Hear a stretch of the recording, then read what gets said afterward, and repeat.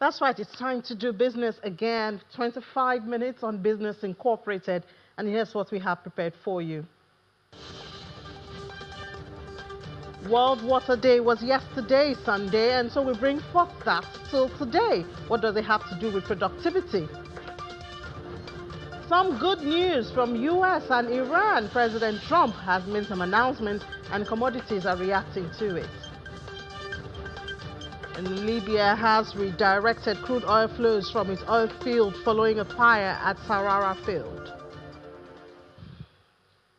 Welcome to the program. I'm Ini John Mekwa. Well, let's start from what's going on in the metal space. Gold slid more than 8% today to hit its lowest level in 4 months after logging in its biggest weekly loss in about 43 years last week as an escalating Middle East conflict stoked inflation concerns and has raised expectations of higher global interest rate, where the metal dropped more than 10% last week, and that's the steepest weekly loss since February 1983, and has also retreated about 25% from its record peak of 5,594 an ounce that it hit in January 29. The closure of the Strait of Hormuz has kept crude elevated, stoking inflation fears by pushing up transport and manufacturing costs, while rising inflation typically boosts gold's appeal as a hedge. High rates curb the demand for it. So with all of this now, look at the numbers. We see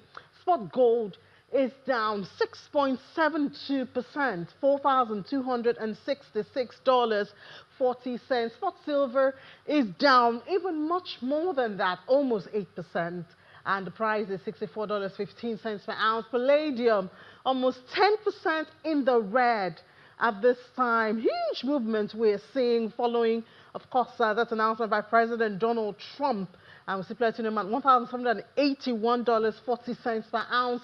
Palladium 4.65% in the red, and copper almost 1% down at $5.332. Market pricing for U.S. Federal Reserve rate cut this year has shot up, with the rate futures showing that the U.S. Central Bank is more likely to raise interest rates than cut them by the end of this year. And of course, that does not apply to just the United States. It goes to all the markets also. And it's a different picture from what you saw this morning when Ladi took up business morning with oil prices. Prices tumbled today after President Donald Trump said that the United States and Iran, they've had productive talks leading him to order halt on strikes against key energy infrastructure in the country. According to President Donald Trump, I'm pleased to report that the United States of America and the country of Iran have had, over the last 2 days, very good and productive conversations regarding a complete and total resolution of our hostilities in the Middle East. He posted this in his Truth Social. He said, I've instructed the Department of War to postpone any and all military strikes against Iranian power plant. But I guess that report also says that it's going to be for just about 5 days. So hopefully before the end of 5 days, there'll be a more concrete arrangement. And so whether it's one way or the other, let's see how this, since the war has started, how it has been affecting us right here in Nigeria. Of course, we saw fuel prices climbing sharply for Nigeria. We've seen an increase of just between 24% and 47%, not just Nigeria being affected. In Egypt, between 14% and 17%. In South Africa, 3% more expected. Obviously, we had some countries make that announcement today. And then in Tanzania, petrol has gone up just about 6%, diesel more than 9%. But we had that report saying that globally, Nigeria has been the highest. There you have it. Highest global petrol pump increases between when the war started, February 23 to March 16. We see in Nigeria, we've had 39.5% increase. We still had one, I think, over the weekend, especially for diesel. And then for Laos, we had 32.9, in Australia, 31, Vietnam, and the United States also. And we know that things are calming down a bit in the United States, especially after the U.S. decided to suspend some of the sanctions on Iranian oil. So that's been diverted to increase supply in the United States, and of course, that's doing them good. Now, the lowest global petrol price increase in South Africa and Mexico. We have to know that in Nigeria, we're in a deregulated environment. That means that the private sector operating in the oil and gas can, increase or decrease the price based on their market factors, which of course we know in this time the global oil price is doing that. But that's not really the case for some of the countries like South Africa. There has to be a government announcement. I believe they also have the same scenario in Egypt. So the government has to come and make that announcement before prices can be increased. So we still have other countries whose prices, Nigeria's price now is about $1, because on the average in Lagos, a liter of petrol is going for about 1,335. How much is our dollar now? Just a little bit different from that. So almost $1 is what we see. But in Egypt, for a liter, they have about 45 cents. In Algeria, 35 cents. In Angola, 35 cents. And Libya also. Of course, they have the element of subsidy one way or the other in most of these markets. In West Africa, when you compare the price, so those were the lowest one. You have the higher ones here. In Togo, theirs is more than $1.19, about that. In Benin, $1.21. In Ghana, $1.24. And in Cameroon, $1.47. In Rwanda, it's about 2,000 naira.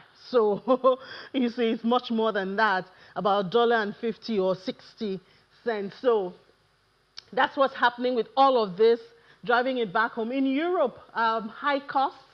$1.87, that's in the UK. In France, $2.15, and in Germany, $2.34 is what a liter of petrol comes to when we look at it, just comparing with the impacts that's going on around the world. So a lot of people still say petrol is still cheap, especially when you look at what's going on around the African continent. It's still cheap in Nigeria. But of course, we've seen better days, and of course, we expect much more since we do have a refiner, domestic, and we also have the crude here, domestic. So there's a lot of expectation from that. Now, moving on now, Libya has redirected crude oil flows from its oil field following a fire at Sarara field as authorities move to minimize disruption to production and export. The country's state-owned National Oil Corporation, NOC, confirmed that a pipeline leak triggered the blaze, forcing operators to reroute output through alternative infrastructure. According to NOC, part of the crude has been diverted via the Eel Field pipeline to Melita Port, while remaining volumes are being channeled through the Nahamada pipeline to storage facilities in Zawiya. The emergency measures have helped to significantly reduce potential losses. Despite the incident, production has continued, although output was temporarily reduced by about 50% at some point following the fire. Well, Libya has redirected crude oil flows from that oil field following a fire at Sarara as authorities move to minimize the disruption.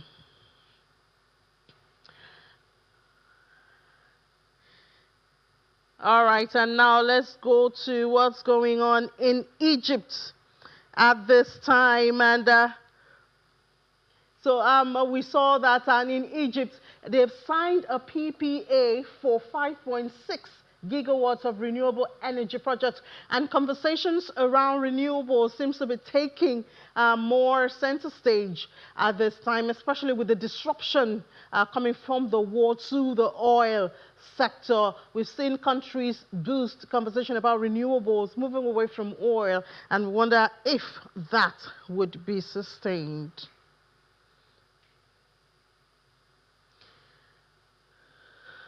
Let's see what's happening in the markets at this time. I believe, first we do have a guest to discuss all of this and what's going on with the war and on. So we have a guest joining us from Cotonou to see the World Water Day, which was celebrated yesterday with the theme Water and Gender, where water flows, equality grows. And we wonder where all of this fit into disruptions going on in the world at this time. We have Dr. Kehinde Ogunjobi. He is a country representative for Ghana and West Africa, West and Central Africa, actually, from the International Water Management Institute. Good afternoon, Dr. Ogunjobi, and welcome to the program. Good afternoon, Ini. Can you hear me, please? Yes, I can hear you loud and clear. So, World Water Day was yesterday. A lot of disruptions. We saw the DG of IOM talking about some of the destructions or disruptions that we're seeing, and of course, how it's affecting water and productivity generally. Help us to connect, the theme, the celebration of Water Day, with the disruption that we're seeing in our world today. Yes, again, good afternoon. I'm actually joining from my office, the regional office headquarters in Ghana, in Accra. And so, yes, you are very correct. Yesterday was the World Water Day, and it's a connect between water accessibility and gender. And like you know that, like you have said in your program earlier, a lot of issues, including the Iran war, the Palestinian war, and Israel. This has affected a lot of accessibility of water, especially by women and also by girls. And the theme for the World Water Day for this year is actually water and gender, and it's trying to connect. The focus is actually connecting between water accessibility and gender equality. So I would say the impact has been so much. Of course, we see the impacts in Africa. We see the impact in the Palestine, issue that is going on, and the war in Iran. And we have seen that women at the receiving end, women spend a lot of time, a lot of hours, looking for water for their household activity, for farm activities. So it's really very impactful on water. Our girls have not been able to get to their schools on time because they spend long hours looking also for water, like I said, for domestic use, and also, on the farm. So it's very important that the impact has been so enormous on women and also on girls in terms of their health and also on economic opportunities for women and girls globally. So how does investing in women solve this problem, at least parts of this problem? Yes, absolutely. Investing in women, I would say, is not just a social issue here, but we should see it as a systematic efficiency issue.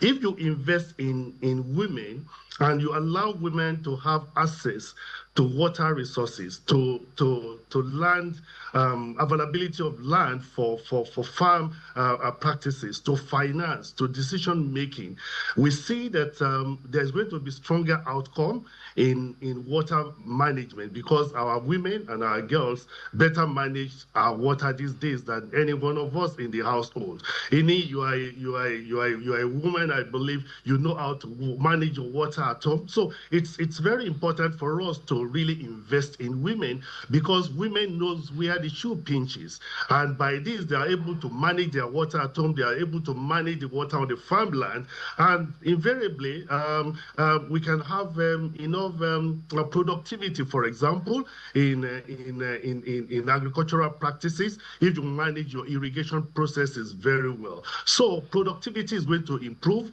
nutrition outcome for family is going to improve, availability of water for agricultural practices in the farm in terms of irrigation availability is going to improve, climate resilience by our people is also going to improve. So generally, I will say that investing in women is nothing, it cannot be overemphasized. It will strengthen the water system. It will strengthen the food security and also improve our climate adaptation, also to climate change, extreme climate change that is all going on around us globally. Yeah, so I hear you talk about running the home where women can be very efficient in the management of water and also in agriculture. So when you talk about investing in women, what form should it take in practical terms?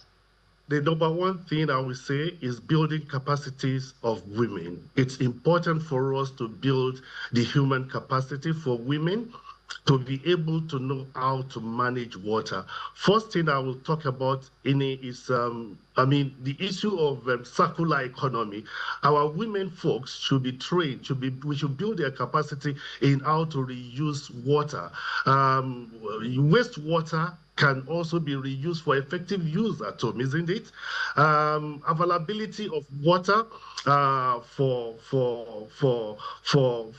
agricultural purposes, for climate smart agriculture is also very important. So I believe that you can we can invest in their capacity building, we can invest in training, we can invest in innovation, we can invest in transfer of knowledge in how our women can play smart and practice smart, what we call the climate smart agriculture. By practicing climate smart agriculture, our women will use less water. They are less going to be vulnerable to looking for water to irrigate their crops and their vegetables. So investments in women, I believe, will strengthen food security for our continent, Africa.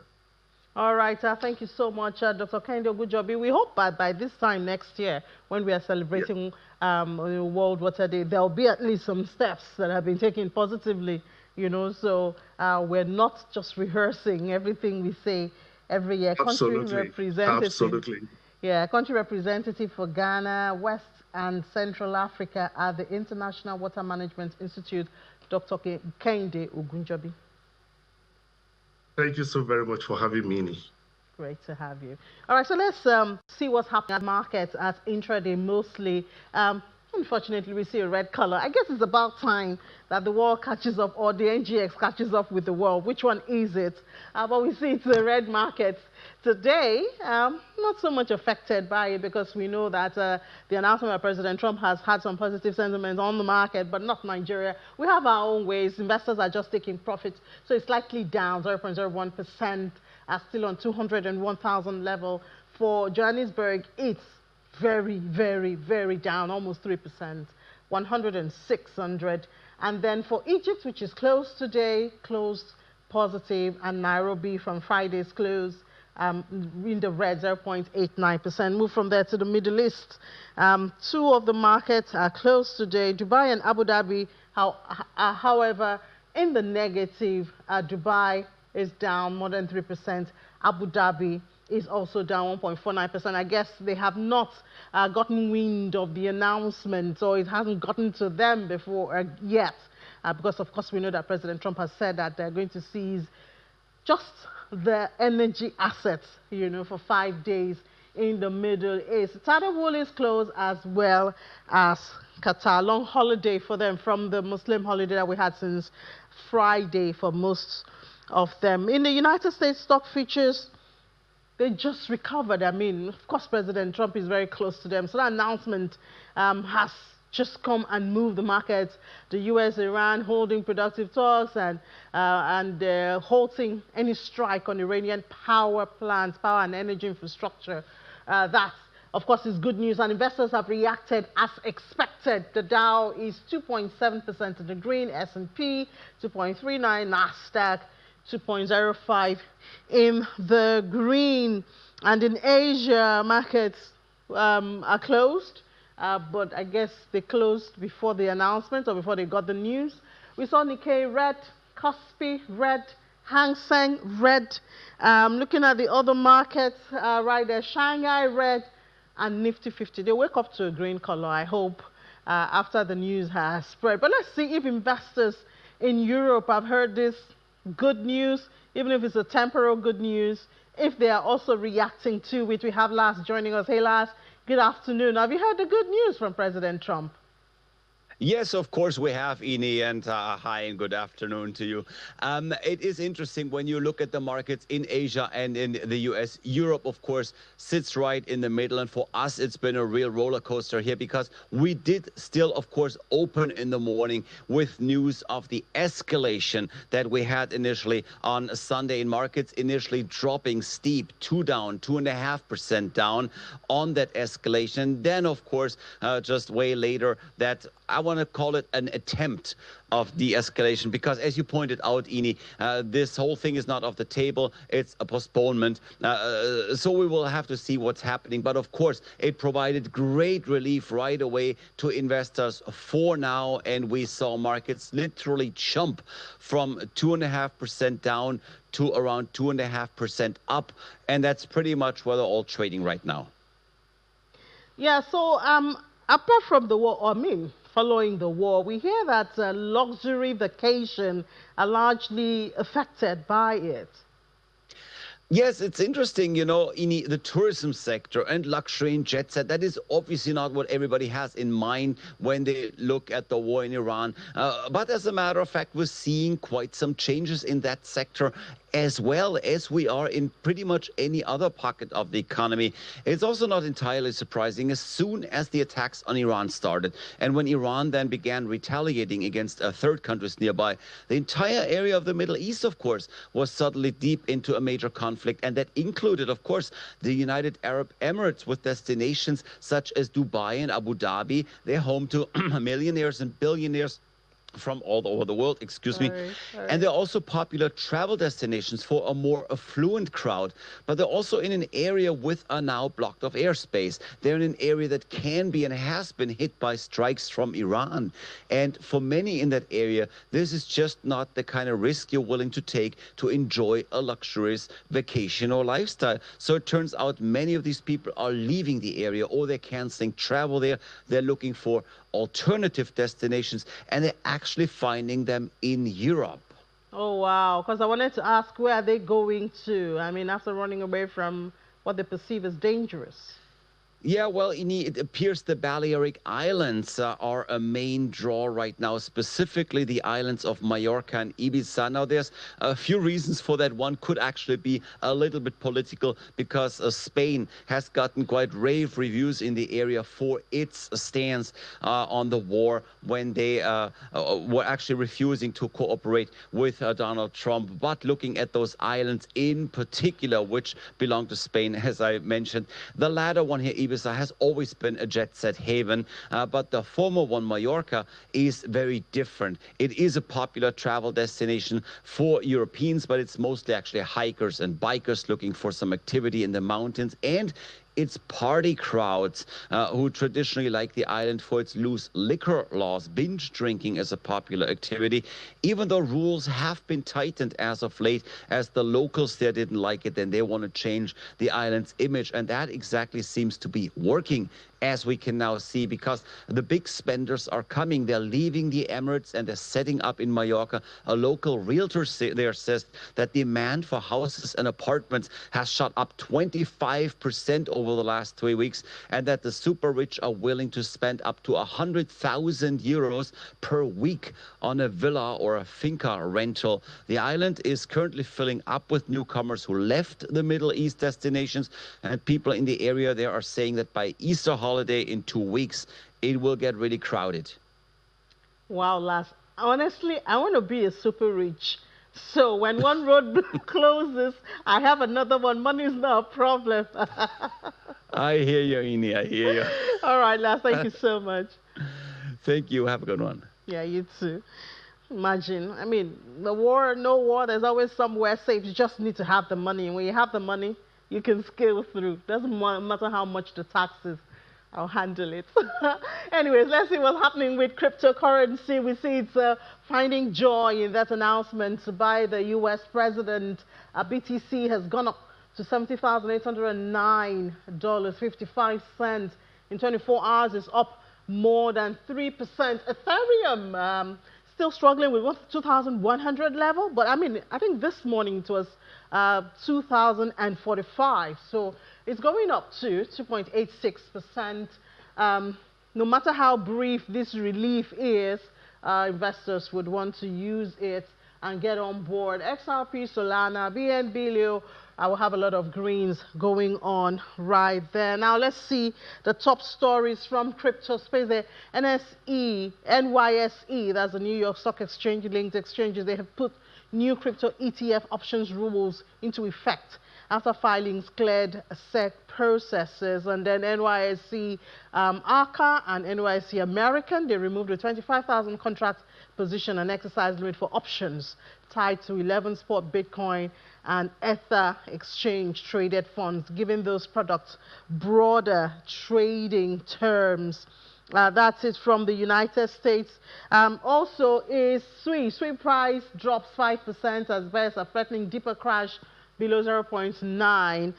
But of course, some of this, we're seeing a change in sentiment after that announcement by President Trump. But we haven't heard from Iran yet, you know. But anyways, President Trump has spoken, so we'll only see conversations going that way. Then the defunct crypto exchange, Mt. Gox, that has collapsed. That collapsed in 2019. They've moved around 500 worth of Bitcoin from wallets that it still controls, in spite of the fact that it was collapsed in 2014. So it moves Bitcoin months after inactivity ahead of repayment deadline. They're trying to escape paying back investors there. I guess the story is what we will have to follow up later on. So that's it on Business Incorporated this Monday afternoon. Thank you so much for being a part of our journey. What an exciting day it's been, you know, for us. From starting the morning with the escalation of the conflict to closing it with a little bit of reprieve, even if it's just for 5 days. And of course, we've seen the commodities react to it. We'll see more of that perhaps by tomorrow. Who knows what President Trump is going to say tonight? Watch True Social. But you can also watch News at 10 later on today. I'll give you how the market closes in Nigeria. John McQuarrie. Bye-bye.